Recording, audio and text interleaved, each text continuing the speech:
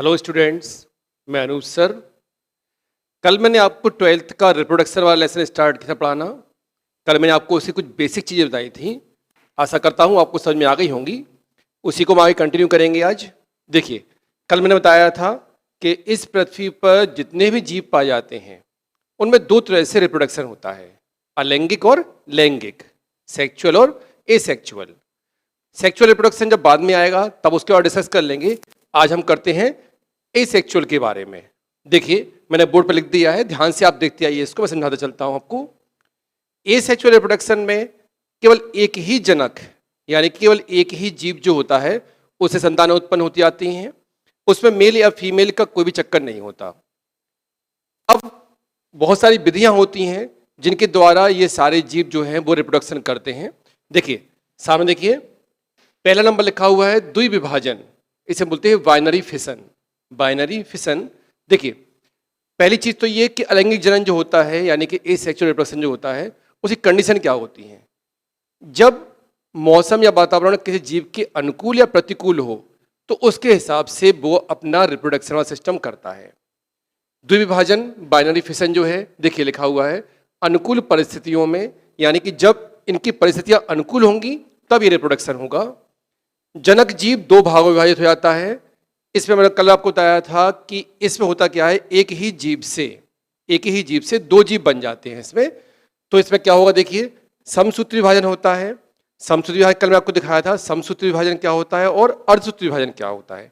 समसूत्री विभाजन में एक कोशिका अपने आप के गुणसूत्रों को डबल करके दो वैसी ही कोशिकाओं को निर्माण करती है। तो क्या होगा, जैसा जनक जीव होगा वैसे ही दो और जीव बन जाएंगे। किस विभाजन में? समसूत्री विभाजन में। देखिए आगे, जो हमारा ये वाला विभाजन है यानी कि द्विविभाजन है, इसको हम कई भागों में बांट सकते हैं। मैंने आपके सामने लिखे हुए देखिए, पहले लिखा है सरल द्विविभाजन यानी सिंपल बाइनरी फिशन। अमीबा एक ऐसा जीव है जिसकी कोई आकृति नहीं होती है, कोई निश्चित आकृति नहीं है, अपने आप को चेंज करता रहता है कंटिन्यू वो। तो अमीबा जैसे जीवों में इस तरह विभाजन हो सकता है। देखिए लिखा हुआ अनियमित प्रकार विभाजन। अनियमित मतलब कोई फिक्स नहीं है, वो कहां से अपने आप को दो भागों में बांट ले, तो ये विभाजन कैसा होता है, अनियमित। दूसरा देखिए लंबवत द्विविभाजन। लंबवत मीन्स होता है, जैसे मान लीजिए मैं आपको दिखाता हूं, देखिए जैसे ये कोई जीव है, इसको हम लंबाई में यू काट दें तो एक लाएगा लंबवत। इंग्लिश में बोलते हैं लॉन्गिट्यूडनल। देखिए लॉन्गिट्यूडनल क्या होता है, देखिए लंब विभाजन यानी कि विभाजन कैसा होगा, लंबाई में। कसाब, देखिए एक वर्ड आ गया कसाब। कसाब को इंग्लिश में बोलते हैं फ्लैजला। बहुत सारे जीव ऐसे होते हैं जिनमें हाथ पैर नहीं होते हैं। अब जब हाथ पैर नहीं होंगे तो ये मूवमेंट कैसे करेंगे, चलेंगे फिरेंगे कैसे? तो इन जीवों में पहले धागे जैसी रचनाएं होती हैं, उन्हें हम क्या बोलते हैं, कसाब या फ्लैजला। फ्लैजला, हाँ। कसाब वाले, देखिए लंब विभाजन कसाब वाले जीवों में यानी कि जिन जीवों में कसाब होते हैं उनमें ये विभाजन होगा।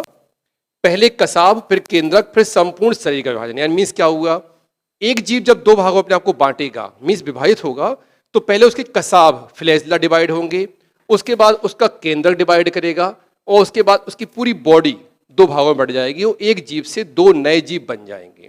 ध्यान रखिए इस बात का, एक जीव से दो नए जीव तो बनते हैं लेकिन उनका अस्तित्व समाप्त नहीं होता है, वही लक्षण दूसरे जीवों में पहुंच जाते हैं, तो ये पीढ़ी चलती रहती है। जैसे युगलीना, युगलीना आप जानते हैं, आप इसके बारे में, युगलीना में इस तरह विभाजन होता है। चलिए थर्ड नंबर देखते हैं हम लोग, सी नंबर देखिए, अनुप्रस्थ विभाजन। इसे बोलते हैं ट्रांसवर्स, ट्रांसवर्स बाइनरी फिशन।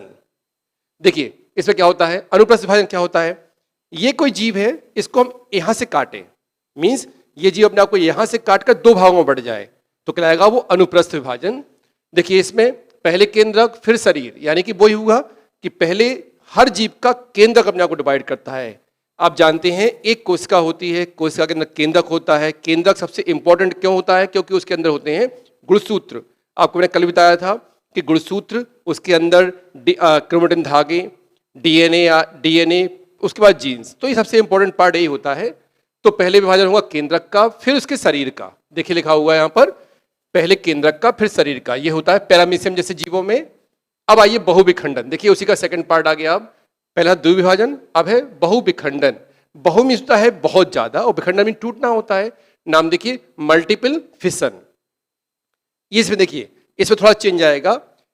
इस तरह का विभाजन जो है जीवों में कब होता है? जब विपरीत परिस्थितियां होती हैं। देखिए फिर बात क्या होती है विपरीत परिस्थितियां?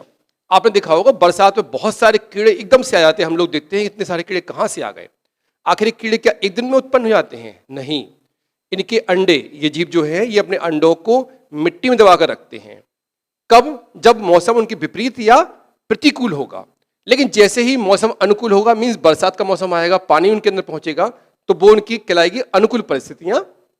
देखिए क्या लिखा है, विपरीत परिस्थितियों में। तो ये विभाजन कब होगा?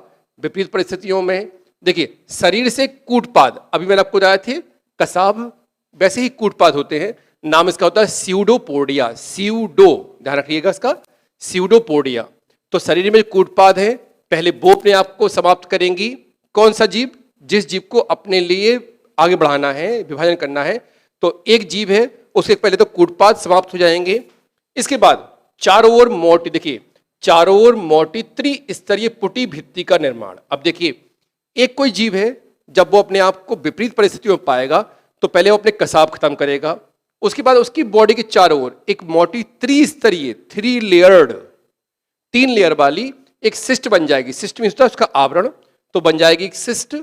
इसके बाद अनुकूल परिस्थितियों में पुटी, जब अनुकूल परिस्थितियां आएंगी तो यही सिस्ट जो है वो पानी को सोखेगी और फट जाएगी। फट जाने से क्या होगा? जितने भी जीव उसके अंदर बने होंगे वो सब बाहर निकल आएंगे।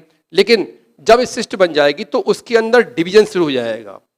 पहले एक जीव का केंद्रक कई भागों में बढ़ जाएगा। देखिए यहां पर जो पढ़ रहे थे वहां पर केंद्रक 2 भागों में बट रहा, लेकिन यहां पर जीव बहुत सारे भागों में बढ़ जाएंगे, केंद्रक बहुत सारे भागों में बढ़ जाएगा। हर केंद्रक के चारों ओर कोश का द्रव्य इकट्ठा होना शुरू हो जाएगा। इस तरह से हर केंद्रक से एक नया जीव उत्पन्न हो जाएगा। यह विभाजन अमीबा में होता है इस तरह का। देखिए यहां लिखा हुआ है संतति अमीबा बनना। चलिए नेक्स्ट पॉइंट देखिए, मुकुलन। मुकुलन क्या होता है समझ लिए पहले। ये कोई एक जीव है, इस जीव के साइड से कहीं से भी एक उभार निकले, उभार मीन्स आउट ग्रोथ, बाहर निकले, फिर इस जीव का केंद्र 2 भागों में बटे और एक केंद्र पहुंच जाए उभार में। उभार में पहुंचे क्या होगा कि उस केंद्र के पहुंचने के बाद वो पार्ट बहुत तेजी से ग्रोथ करेगा।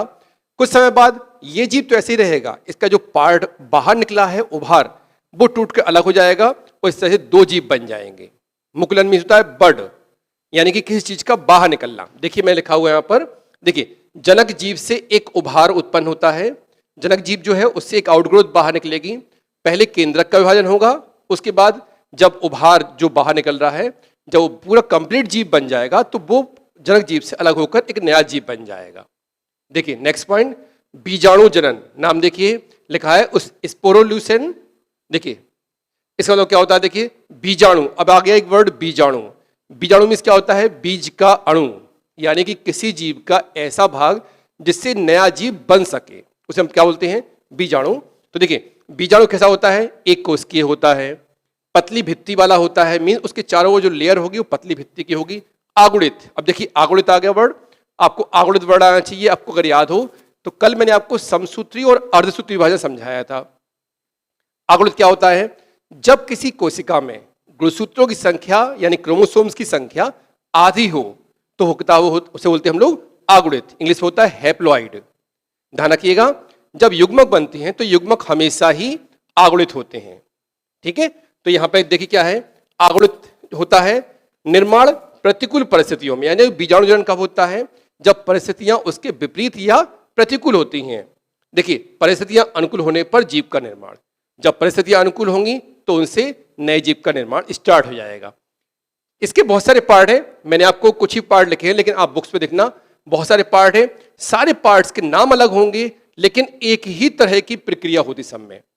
वही प्रक्रिया कि सबसे पहले विपरीत परिस्थितियां आएंगी, उसके बाद उनमें फिर चेंज आएंगी। देखिए लिखा हुआ चल बीजाणु, नाम समझ में आ रहा है इसका। पहला पार्ट है चल, मीन्स जो मोटाइल हो, गति कर सके। देखिए नाम होता है जूस्पोर, कसाब युक्त, यानी कि जो चल बीजाणु होते हैं वो कैसे होते हैं? कसाब युक्त, यानी उनके पास कसाब होते हैं या फ्लैजला होते हैं या स्यूडोपोडिया, कुछ भी नाम ले लीजिए, होते हैं। पहले ये तैरते रहते हैं, जब ये बनेंगे तो ये पानी में तैरते रहेंगे, लेकिन फिर बहुत जल्दी किसी आधार से चिपक जाएंगे, तैरते हुए किसी बेस पे जाकर चिपक जाएंगे। इनके कसाब नष्ट हो जाएंगे, जैसे ही बेस पे चिपकेंगे किसी पे आधार पर तो इनके कसाब नष्ट हो जाएंगे। इसके बाद देखिए कसाब नष्ट हो जाएंगे, उसके बाद नया जीव इनसे बनना शुरू हो जाएगा। ये यूलोथ्रिक्स जैसे उसमें पाया जाता है जीवों में। आपने पढ़ा हुआ यूलोथिक्स 11th में था। अचल बीजाणु नाम समझ में आ रहा है। चल बीजाणु मीन्स जो चल सके, अचल मीन्स जो नहीं चल सके। ऐसे बीजाणु पानी में तैरते तैरते कहीं भी चिपक जाते हैं और उसके बाद उनसे नए जीव बन जाते हैं। फिर देखिए थर्ड नंबर हिप्नोस्पोर। जो नाम लिखे हुए हैं सबका एक ही प्रोसेस है, आपको सिर्फ एक बेसिक याद करना है। जो मैंने आपको ये लिखवा दिया, ये बीजाणु जनन का ये बेसिक सब में चल जाएगा आपका। देखिए पालमिला स्टेज, इसमें थोड़ा चेंज होता है। पालमिला में देखिए जल की कमी होने पर कोशिकाएं विभाजित होकर अचल बीजाणु को निर्माण करती हैं। वही बात आ गई कि जब प्रतिकूल होगा मौसम तो ये प्रॉब्लम आएगी। तो क्या होगा, जब जल की कमी होगी तो कोशिकाएं अपने आप को पहले विभाजित करेंगी और अचल बीजाणु बनाएंगी जो कि नहीं चल सकते, क्योंकि पानी ही नहीं है वहां पर, चल ही नहीं सकते। श्लेष में क्या म्यूसिलेज आवरण से घिरा जो अचल बीजाणु बनेगा, उसके चारों ओर एक म्यूकस, म्यूकस आप जानते हैं श्लेष में होता है, एक चिपचिपा पदार्थ होता है म्यूकस। तो इस बीजाणु के चारों तरफ क्या होगा, श्लेष में क्या म्यूसिलेज आवरण से घिरा रहेगा ये। इसका देखिए यही अवस्था जो है ना, इस तरह की अवस्था कहलाती है पालमिला अवस्था। जब वो चिपक जाए, जो उसके चारों तरफ म्यूसिलेज होगा, तो इस अवस्था को बोलेंगे पालमिला अवस्था। जब परिस्थितियां अनुकूल आएंगी तो ये श्लेष में इस तरह उसका घुल जाएगा और उनसे एक नया जीव बन जाएगा। इसे बोलते हैं पालमिला स्टेज। एक प्रकार की इसी में बीजाणु जनन में ही ये स्टेज आती है। इसके बाद देखिए अंतः बीजाणु, नाम समझ में आ रहा होगा। अंतः बीजाणु मीन्स अंदर बीजाणु बनेंगे, बाद में वो फट के बाहर आ जाएंगे। देखिए इसका 5th नंबर देखिए खंडी भवन और पुनरुद्ध भवन। एक को बोलते हैं फ्रेगमेंटेशन। देखिए फ्रेगमेंटेशन और रीजेनरेशन, ये दोनों विधियां एक ही हैं। खंडी में होता है टूटना, फ्रेगमेंटेशन में टूटना होता है। सपोज ये पे कोई जीव है, इसका कोई पार्ट टूट जाए और उससे एक नया जीव बन जाए तो वो हमारा कहलाएगा खंडी भवन, और वही कहलाएगा रीजेनरेशन या पुनरुद्ध भवन। आपने देखा होगा छिपकली में ये वाली क्रिया होती है पुनरुद्ध भवन की। छिपकली की पूंछ कट जाने पर दोबारा आ जाती है, ये क्रिया पुनरुद्ध भवन कहलाती है। ये सब उन जीवों में होती हैं जो सरल रचना वाले होते हैं। मनुष्य जैसे जीव में रीजेनरेशन नहीं हो सकता, क्योंकि मनुष्य की कोशिकाएं अलग प्रकार की होती हैं, ऊतक अलग अलग प्रकार के होते हैं, कई प्रकार के होते हैं, इसलिए इसमें यह संभव नहीं होता। तो देखिए जितना आपको मैंने पढ़ाया है ये पूरा पूरा एसेक्सुअल रिप्रोडक्शन है। इसके बाद हम लोग और नेक्स्ट पढ़ेंगे तो अब आएगा कायिक प्रजनन या जनन, लेकिन वो आपको नेक्स्ट वीडियो पढ़ाऊंगा। जितना मैंने पढ़ाया है आप ध्यान से देखिए। मैंने जो लास्ट वीडियो में पढ़ाया था वो भी ध्यान से देखिए। आपको लगता है कुछ समझ में नहीं आ रहा है तो आप मुझे कमेंट करें, पूछें, लेकिन प्लीज़ अच्छे से देखें और इसको शेयर करें, मैक्सिमम लोगों तक पहुंचाएं। और अगर आपने इसको सब्सक्राइब नहीं किया चैनल को तो वो जरूर कर लीजिए, क्योंकि जितने वीडियो मैं डालूंगा या अपलोड करूंगा वो तुरंत आपके सामने आने चाहिए। चलिए आज के लिए इतना काफ़ी है। Thank you.